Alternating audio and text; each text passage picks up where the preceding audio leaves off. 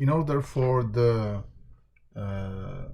system to be consistent or inconsistent, for this kind of problems, what we need to do is first come up with the augmented matrix, do the row elementary operations. Once you have the row echelon form, if you have any zeros, a row of zeros in the coefficient matrix part, then the non-homogeneous term must be equal to 0 to be or not to be consistent. Okay, so let's see now what is the augmented matrix.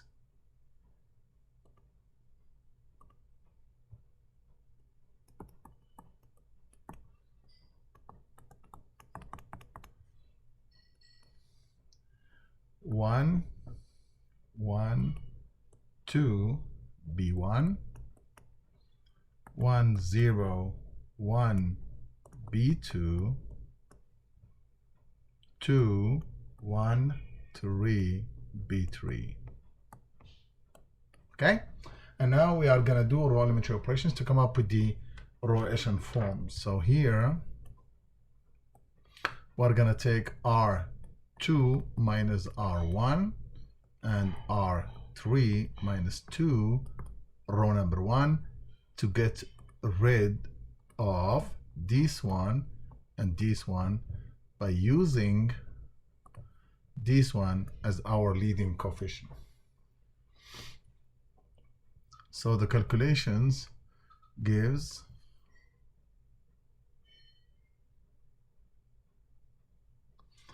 it gives 1. So we keep the first row, B1,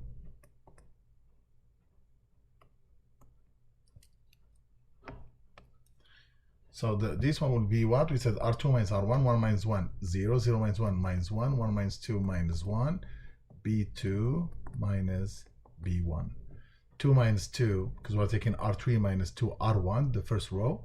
The third row minus 2 times the first row, so this gives me 2 minus 2, 0, 1 minus 2 minus 1, and 3 minus 4 minus 1, B3 minus 2B1.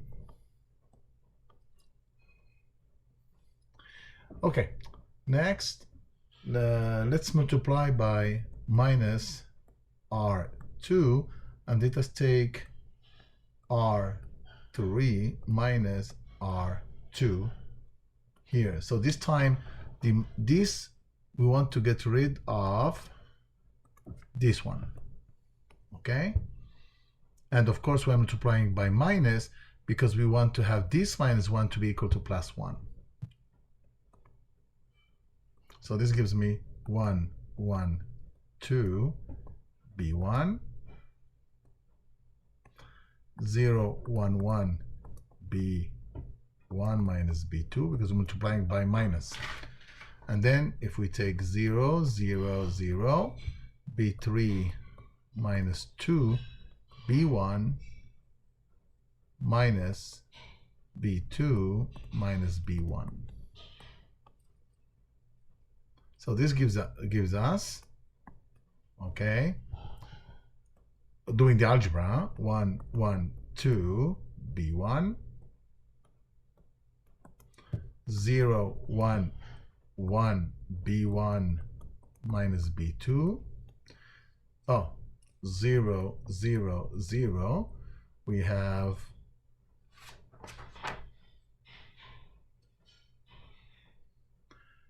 B3 minus B1 minus B2. So the system now, because we have this row in the coefficient side are all equal to 0, therefore to be consistent, okay, to be consistent, so the system is consistent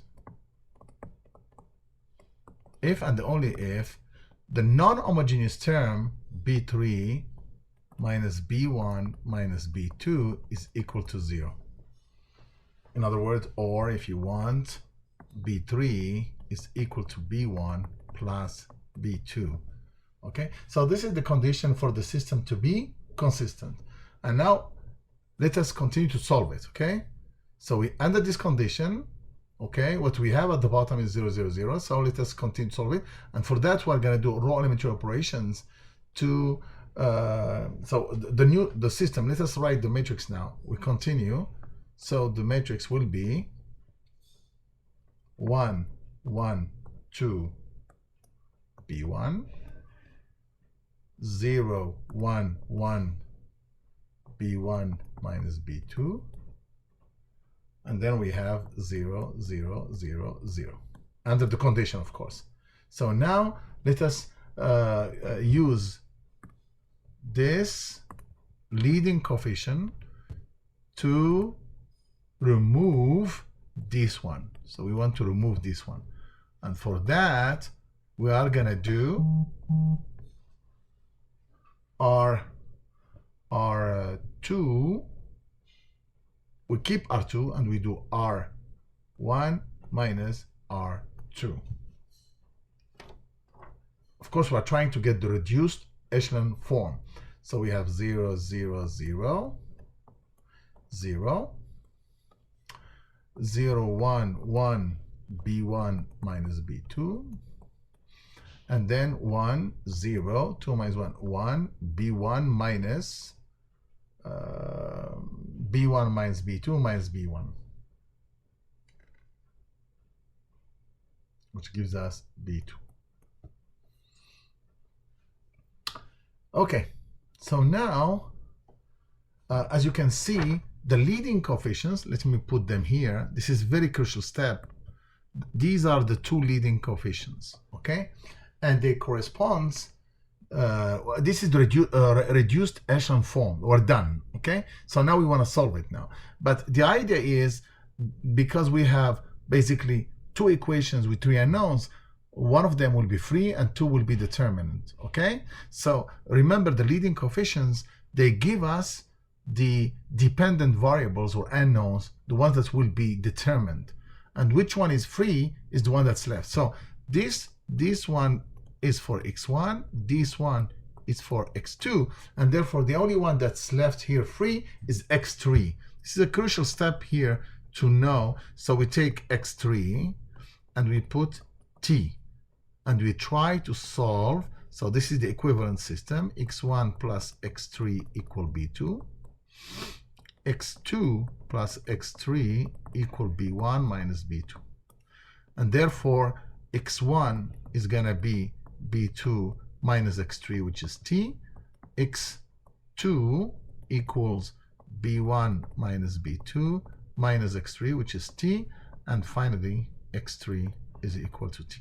So you have the solution, the general solution of the system, given with a parameter t, where t is a parameter. It can take any value, okay? So remember the condition, The condition for our problem is b3 equal b1 plus b2, okay?